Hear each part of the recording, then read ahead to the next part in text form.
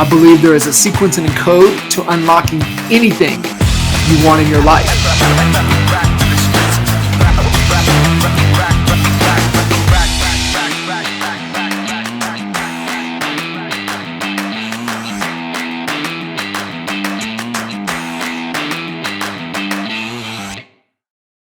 What's up, everybody, man? Thank you guys tuning into an episode of the Coach Code podcast. Got Mr. Anthony Elizondo with us. What's up, brother?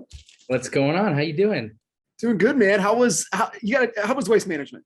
It's our second year going. We went Saturday and Sunday.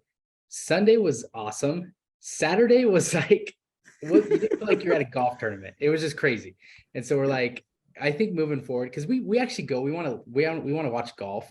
And so we're planning just to do maybe like a Thursday, Sunday, and just not go Friday, Saturday, because it's crazy Friday, Saturday. It was. I hear. So Pierre, I know he lives up in Canada, but Snowbird lives in Arizona during cold and winter, okay. And he said it was crazier than any hockey match that he's ever been to. He said Saturday at Waste Management was a whole nother level of something that he's never experienced. Oh yeah. And the amount of people, like, there's footage of people waiting in line at 5 a.m. and then just people, they don't start serving alcohol till 9, and people just waiting in line, like chanting, waiting for them to start serving alcohol at 9 a.m. And I'm like, I can't hang with these guys. we're just here to watch golf.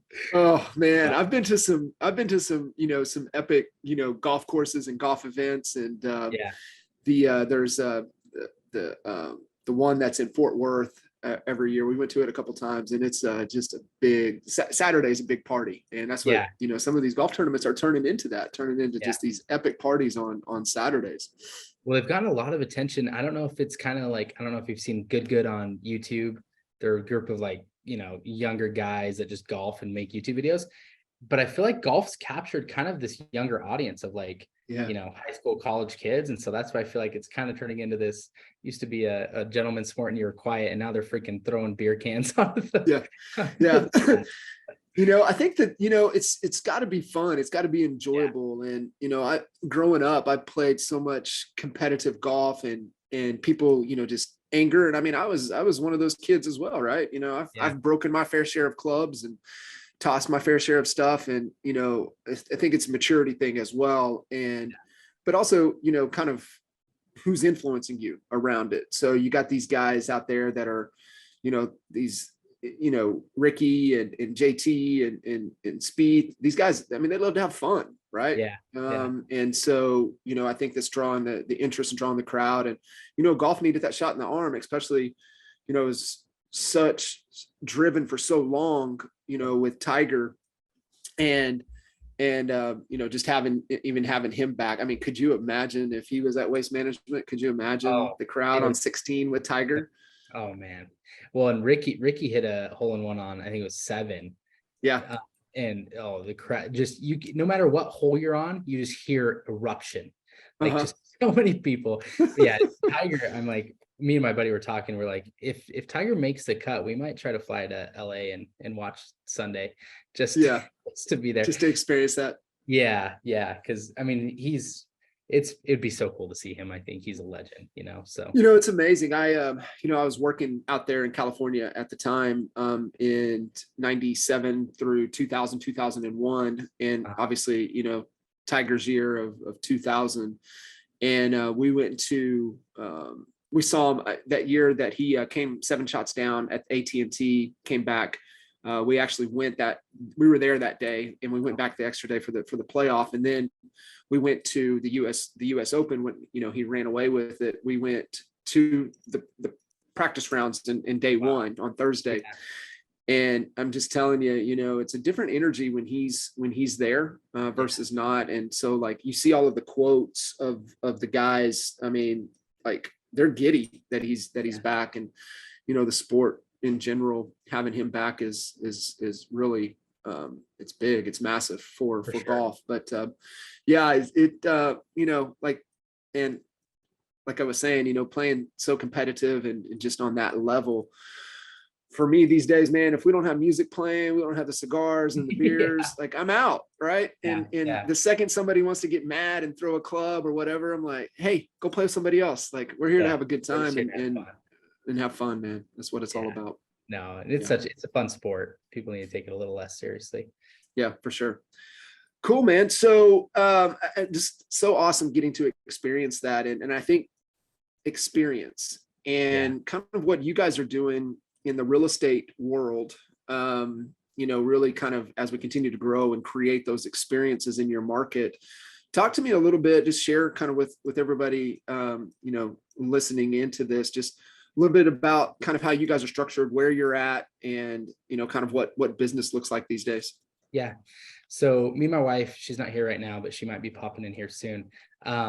So we run a team together. We're in Southeast Idaho, kind of the Idaho Falls area market, but our team covers all of Southeast Idaho. I've been licensed for, this will be year 5, I think, in June. Kind of been a wild ride. I started with a different brokerage, then really quickly kind of got into production pretty fast, went into franchising a brokerage, ran that for 2 years, realized I didn't want to run a brokerage. Margins there are pretty slim, and just wasn't what I enjoyed doing. And so then I branched off. In the last 2 years, we've been running a team, me and my wife. And so I got her into the industry about 2 years ago, right before I started the team. And we've kind of just grown that together. We currently are about 12 agents with the team, like 12 licensed agents, and then a few admin. At our peak, I think we're about 15 agents. And, when we started coaching with John, I think we were only at 4 agents or so. Yeah. So we've scaled that up, getting the right systems and processes in place. And last year we ended up closing, I think we did 218 transactions for about 71 million in volume. The goal this year is we want to break that 300 mark. And so we're trying to crank. And that was with, obviously, we've seen a slowdown in transactions last year. Our market saw 40% decrease year over year in sales. And we ended the year with, it was like 21% increase from last year. Yes. So the market, so you guys are in Idaho Falls. How many, what's the size? How many transactions per year in the market? So Idaho Falls, the area that we're in, Idaho Falls directly is probably only about 100 and so thousand people, if that. But the county that we're in the surrounding area, there's probably about 150 to 175,000 people. Transaction wise, historically, like our MLS will do about 4,000 or so transactions. Bonneville County, like our main county that we're in, last year only had 1,700, I think. Oh, wow. Transactions. In 2021 was our biggest year. I think we had about 2,300. So, and then the market dropped how much in percentage? So year over year, December, we had about a 40% decline. January, this January, year over year, we're at about a 31% decrease. So it's kind of varying each month of last year. We kind of saw that increase. So it was like 20, we're at like, a 20%, then 30%, then 40%. And now January, we're back at about a 30% decrease year over year. So, and I think that's important to understand when you're kind of gauging and you're looking at kind of your business and my good buddy, Blake Sloan out in Myrtle Beach, Blake, Myrtle Beach was down, 46%, somewhere in there, he said. And they were only down about 20, maybe less than 20%. And so I'm like, that's a win, right? Mm-hmm. And you look at you guys, go be in the market that way, and you guys grew. Look at that gap. And that was one of the things, as we were always growing and whatever, we were like, okay, are we riding the market, or are we doing something to separate ourselves from the market? And that's what we would always look at. And because our kind of that internal fear of ours was, well, if we're riding the market, what happens if the market goes down? And we're going to ride the market down as well. And so I think, to your point, what you guys were able to do through growth of, team members, as well as, dialed in systems and processes, not being so dependent upon you and Bri, and really starting to build an organization that is kind of self-managing. Right. Yeah. And that's ultimately what we're looking to do, is to create this self-managing organization. And, you look at what you did last year, and then what you were able to do to go down to Arizona and spend some time away and the business is still going. And a lot of people listening in are like, damn, I would love to be able to take, I mean, how many days did you guys spend in Arizona? We were there just shy of a week. We were like there 6 days. No, I'm talking about earlier in the year when you guys took Oh yeah, we were there for a month, full month. Yeah. And that was surprising. Like it was stressful to take that month vacation. And it was kind of like we were just working from Arizona. But we did that. We planned that because we were going through September. We had our firstborn child, and we're like, hey, the weather here we know in November, December is terrible. We just want to get out and get some warm weather. And we're like, we just booked it. I was like, whether we think we can do it or not, we're just going to give it a go. And the team, we'll find out if there's holes in the team structure or not. Sure. And I was actually surprised. So like October, November, December were our best months last year. And we were gone all November. And so I looked at that and I was like, I was nervous about doing it, but I'm like, everything we survived. And like the team, we did find there was some holes in the team structures and stuff. And, we were able to see that we probably wouldn't have realized if we weren't gone, Yeah. We've never been gone that long. We've been gone for maybe like, 6 days, 7 days at a time, but never for like 4 weeks. And so that was really cool to kind of get to that point and kind of realize like this is why we're building the team.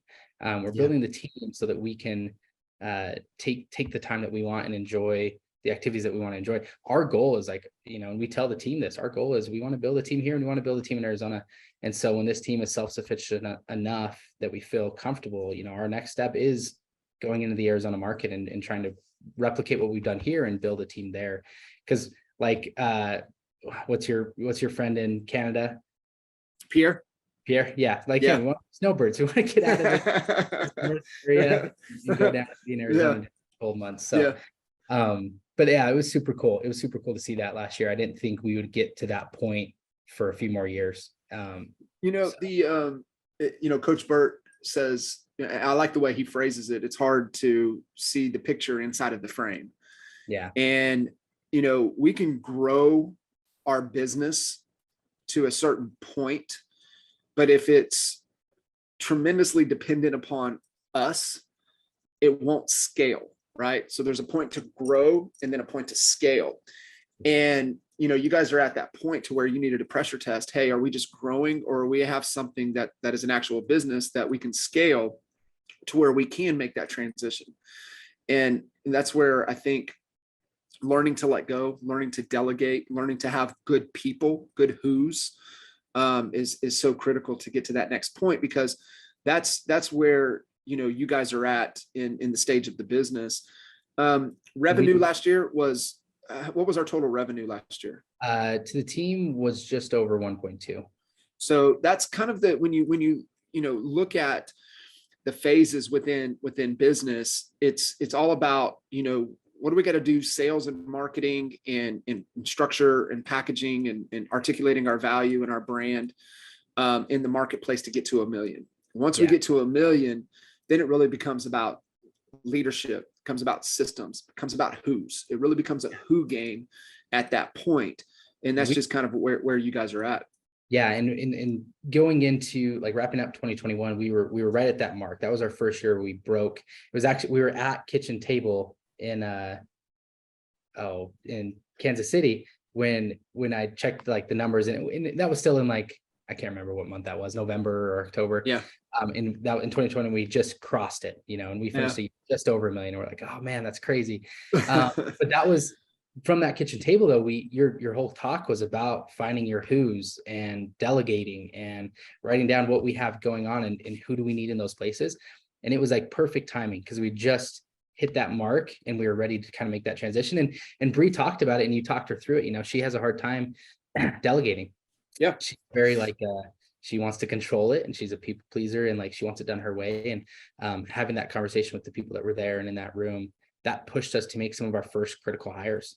So it was super beneficial. I think the timing was right. And that's just speaks to the volumes of like, we'd grown up to that point, but it's like to really scale, you need to get in those rooms. You need to get with mentors, you need to get with coaches that can help you, realize your blind spots. Cause that was a blind spot of ours. We were running and gunning. We had one admin, like no assistants. And we were just trying to throw down as many transactions as we could. But we were wearing way too many hats. Like we were just doing everything. So now we're getting some of those hats put onto other people. Yeah, for sure. And especially, knowing life was going to change, growing of the family and what was important to you guys, that, it really makes it super, super tough when you add another leg to the equation, meaning, you guys, husband, wife, then you have the business partnership. And then now you add a third leg with growing of the family and introducing children into this world. Now it's like, okay, wow, right, I got three legs we've got to pay attention to. How are we going to really manage and excel at this at a high level?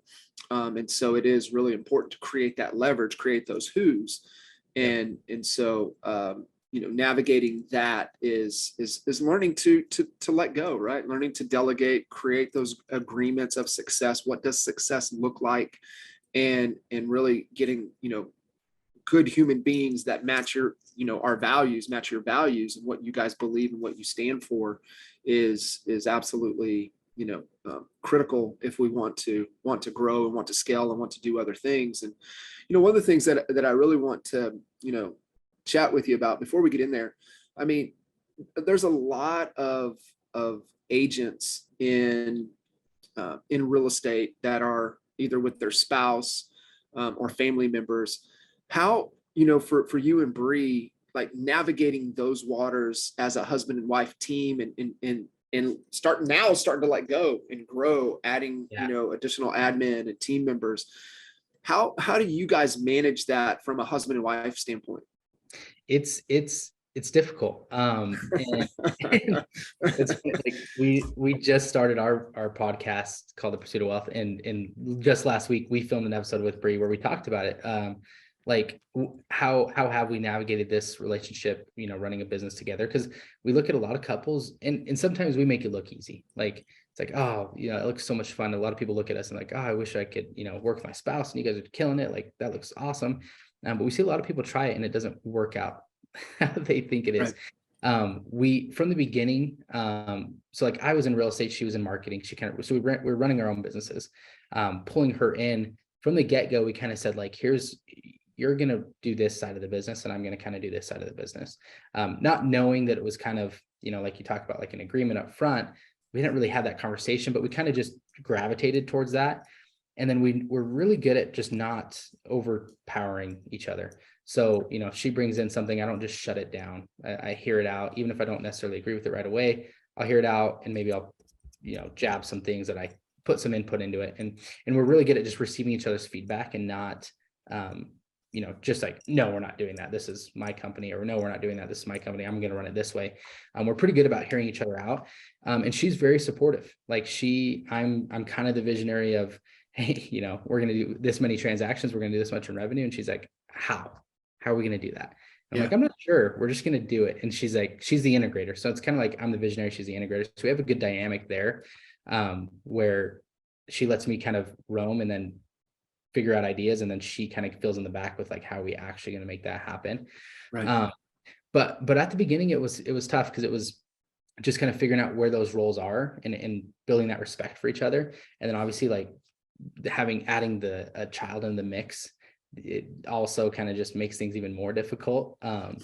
And so, we've had conversations about that. And I use the example that you told me the other day, about a river. It's like, our big thing is we try to have really good communication as far as like being on the same page with where our goals are. Cause if my goals are to do this, and this, and it's going to be a lot of work to get there, and she's not in alignment with that. And she's like, well, I don't want to do the work required to get there. And I don't care about having that lifestyle. Then there's always going to be that friction, And so it was like, we need to get on the same page about like, what is the life that we want to live? And we're both there. We're like, hey, our goal is we're both on the same page, build a team here. She wants to get to Arizona, and she knows that in order to do that, like we've got to do the work here, stabilize here, and then we can go into there and we can live the life that she wants to live. And I also want to live that life. So we're in alignment there. And I think that's where a lot of couples, kind of miss the boat, is they don't have those upfront conversations. Like, what kind of life do we want to live? What do we want our net worth to be? Are we willing to do and make those sacrifices to get there? Because she knows if I got to show houses till 9 or 10 o'clock at night, I'm doing that so that we can achieve our goals. Yeah. Versus like the spouse that's just like, he's showing houses again till 8 or 9, like he's never home, he does blah, blah, blah. It's like, well, they're not in alignment, because if they were in alignment, she would say, oh, he's doing that for us, Yeah. so that we can reach our goals. Yeah. You shared, the concept of the river, and also, it's that concept of outcome over ego. Mm-hmm. And so it's like, okay, hey, is this our ego? Meaning, are we trying to be right, or are we trying to get to right? And that's the outcome. What is the goal? And I think, like you said, a lot of, even just teams with, even if you have that visionary and you have key team members, it just still being able to have that conversation of, what the heck are we trying to do? Like, what is the goal? And, ultimately you understand this. I mean, the real goal of business is freedom, and whatever that freedom is for you. And it's for you to, ultimately it's freedom of time. All right. That's what everybody's in pursuit of. And so, we live in such a creative world. How do you want to design this business to be the vehicle to get us to freedom? Yeah. And when you've got somebody and you can get on the same page, and it's communication, right? Being able to communicate, trusting each other, believe in each other, and know that, hey, this ain't about me being right. It ain't about you being right. It's about us getting to right. And, back to that concept that you talked about of the river, is that, there's going to be curves and turns and ebbs and flows and different, pace of the river. And, it could get, be nice and smooth, just cruising down there. And then it can get bumpy, get into the rapids. It can get rough, and just know it's just a season. It's just a piece of the river. It's going to flow back out. It's going to get better. From a mindfulness practice in tough times, there's a couple other concepts that are really helpful. One is the blue sky, meaning no matter how bad it seems and how cloudy and how the storms, you can get high enough that there is blue sky above that. And so just knowing to be able to go up and get to the blue sky, but also, kind of talking to the river. And this was a real big concept that's really helped me, that my coach, Coach Matt, gave me, was, that negative emotion or whatever it is, just imagine it's a leaf in the river. And all you have to do is just kind of sit back and just watch it go. Just watch it float by. You don't have to react. You don't have to do anything. And, it's crazy. That little visualization, that little technique, I use it almost daily, right? Something will go off or whatever. Just kind of sit back and just watch it. Just watch it float by. What is it? What is that? What is that? And so I think that's really helpful when, we're trying to grow, trying to build something, whatever it is, even building a relationship. Sometimes you just got to sit back for a second and just kind of watch that leaf kind of float by, and kind of, ask yourself, what is that? What is going on there? One of the things that you did too before we went to the kitchen table was you made us fill out that clarity report. And that actually helped start that conversation, because it was like, okay, we're both doing this. What are these goals that we're going for? Because up until that point, like, we hadn't really, it's like, yeah, we both knew we kind of wanted to go to Arizona and we wanted to do these things, but like, we hadn't really wrote it down or put it into perspective for each other. And so that really helped initiate that conversation. It was like, hey, we're doing this. Like, let's think about this and talk about this together, because we're filling out the report together. Right. So like, where are we on these goals, and what do we want this thing to look like in 5 years and 10 years? And what do we want in life? You're like, down to the detail. What cars are in the garage when we wake up? What are we doing? What time is it? What does our morning routine look like? And we got really specific on that. And now it's like, that's in our head. That's what we want, Yeah. And so now everything is aligned with how do we get there? And it's so that was good. Yeah. And I lucked out, a lot of people say, whoever you marry it could make or break you. And I lucked out in that department. She's super, super supportive. And I think, a lot of people could look at it and be, some wives don't like the ambition. They don't want to do that thing. And I lucked out where she's super supportive of everything that I envision and want to accomplish. And she plays an integral role in helping me get there. So. Yeah. You look at kind of, Patrick Lencioni's, 3 key traits, kind of the ideal team player is what he, the whole book. And, you guys can, he identifies the 3 key traits, and you can go to his website. He even has the interview questions that you can ask when you're hiring. And the 3 are hungry, humble, and smart. And I take smart kind of in the emotional intelligence equation. And how do they deal with people, right? And just the self-awareness and all of that really makes up emotional intelligence. And hungry, we have that drive. And then humble to me means coachable, right? Really being truly coachable. And just, she checks all the boxes. And just her drive, right? And just how, it's just her tenacity. And then just seeing her in the room, just taking notes and just inquisitive and just asking questions. And like, she was pushing me, and I was like pushing right back on her to be like, hey, and then just kind of talking her through it. And yet you could just see light bulbs going off. And that's, spouse, great. But even in just team members in general, we're looking for those A players. Sometimes, just like you win the lottery of the legs that I was talking about, of an A player in each of those categories. So it's awesome when it works. For sure. And so that's it's fascinating.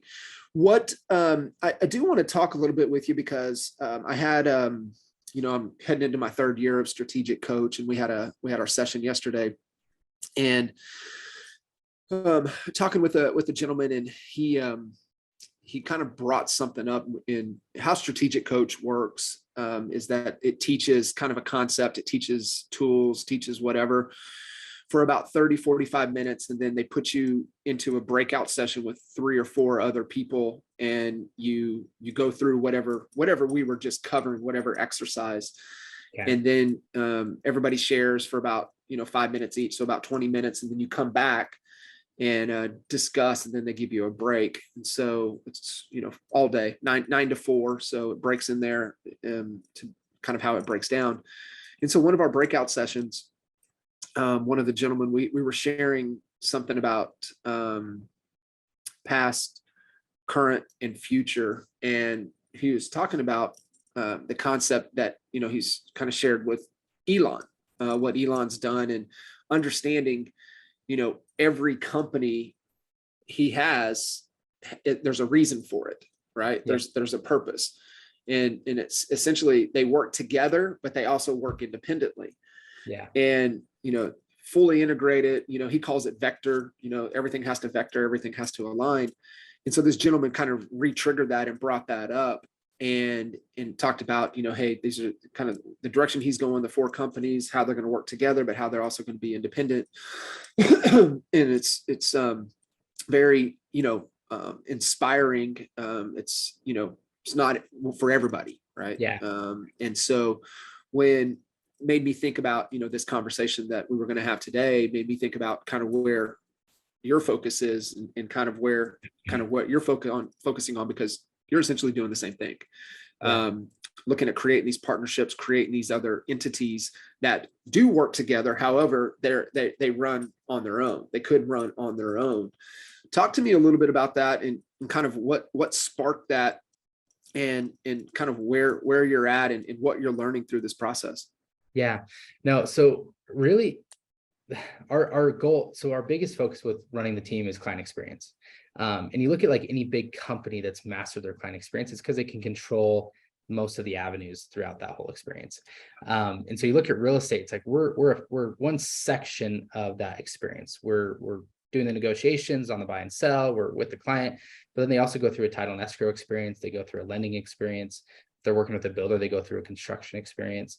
And we can keep our experience great, but like, how great would it be if we could control the entire experience? And I looked at, the goal of running a team, and I kind of clicked for me when I was actually running the brokerage. I looked at HomeSmart, which was the brokerage that I franchised. And I looked at Matt Widow's model, and he basically created a super efficient structure for the brokerage. And then he had low fees, but he was just trying to do high volume And then he was getting into title and escrow and mortgage and like insurance and all these other things, because he's basically, I have a machine that does, X thousands of transactions a year. Okay, Right. well, now how can I feed that machine into other avenues to create revenue? So he wasn't focused on creating all the revenue up front through the transactions. He was focused on creating the revenue through the back end, like affiliate companies. Right. And I kind of look at any big model like EXP or Real, they're kind of similar. Like they're giving the revenue back to the agents and then the recruiting the agents, because they're focused on doing mass production with a lot of agents. And then they're getting into title, escrow, lend, like all these other things, because that's where they get their money. And so I'm like, okay, this is what all the big companies are doing. Like, how can we do that on a local level as well? And so, right now we just got into property management. We're building an avenue into, we've got like a construction company set up that we want to transition that, because people come to us and they're like, we want to build. Well, it's like, if we're going to refer them out to a builder, why don't we just have a relationship there? I want a piece of it. Yeah, why don't we do something with that? And so getting into the construction world so that we can also, maybe do a little bit of spec building, but also do custom home building for clients. Getting into the title escrow and then lending is kind of like our 4 pillars that we want to be in, because they're something that clients have to deal with through almost 90% of the transactions, maybe not the building as much, but those 3 for sure. So it's like, if we can have control of that experience, I think that our business will, grow substantially, because people want convenience. And if they can come into our office and we've got them a lender that they can get qualified with, we've got the, great relationship with the title and escrow, and we can control that experience. Our business is solely, the majority of our business is off of referral and repeat business.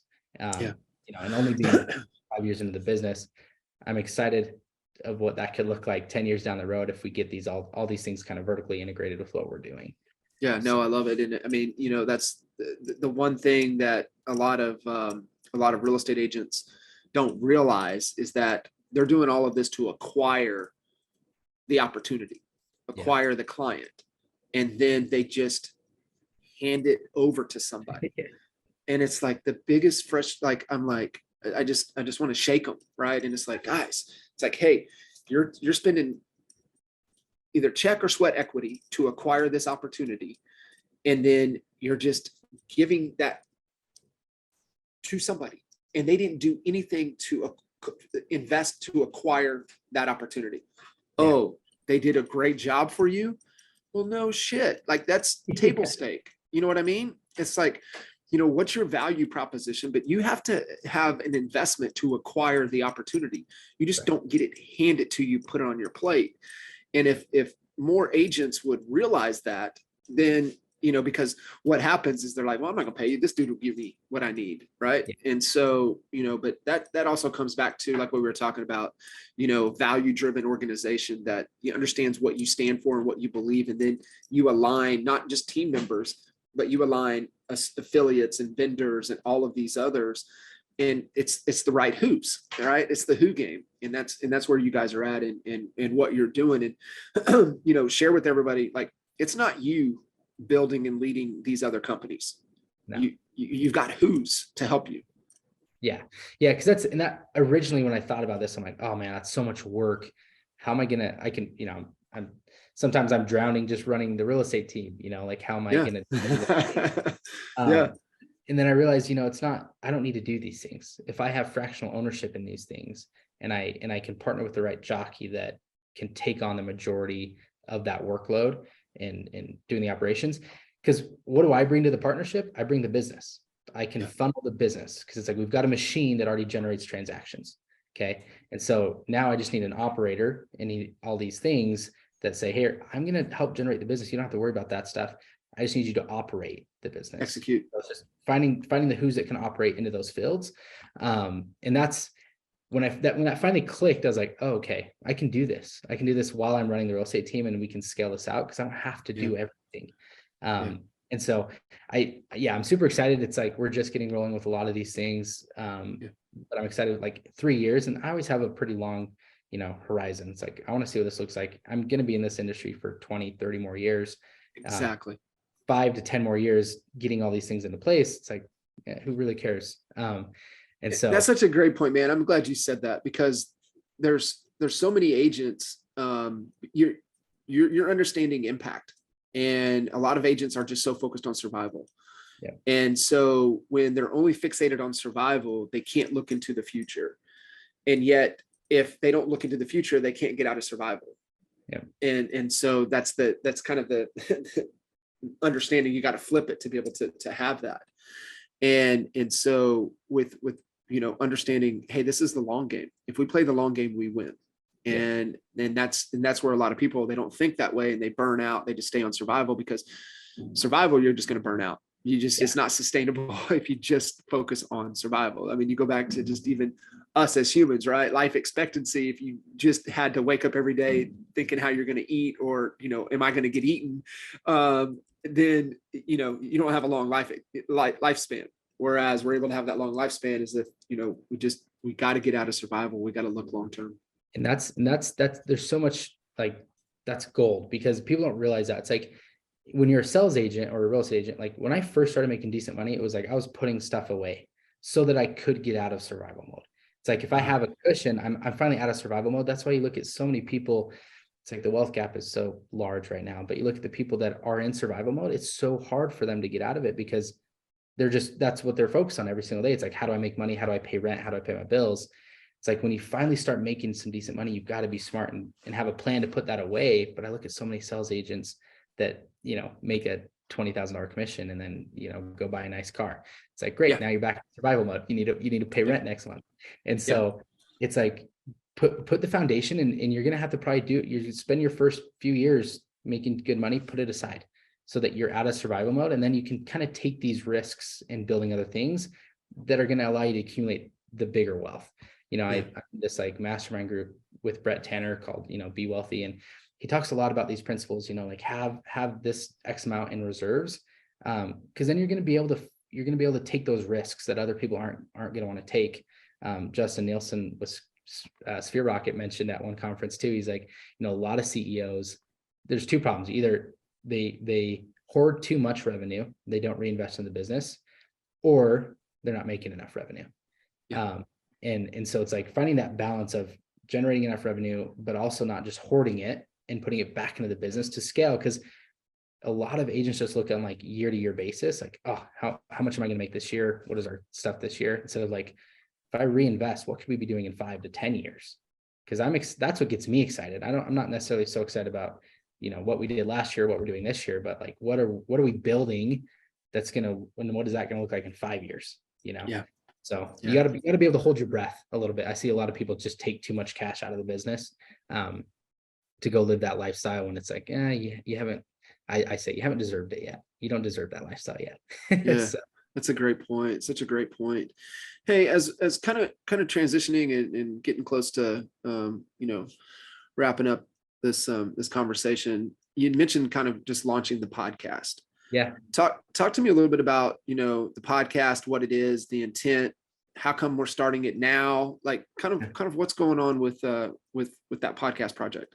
So it's been something we just started it this year. We've been working on it the last 30 days. We just released our first episode yesterday. We have our trailer and our first episode out.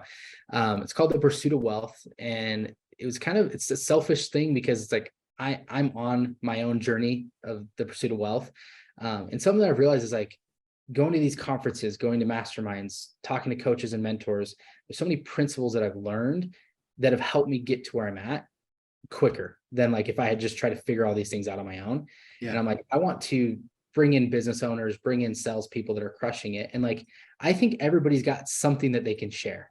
So like, taking an insurance agent that's making $200,000 a year, he's got something he can share. Taking in an RV sales guy that's making $500,000 a year, he's got some nuggets in the sales world that he can share.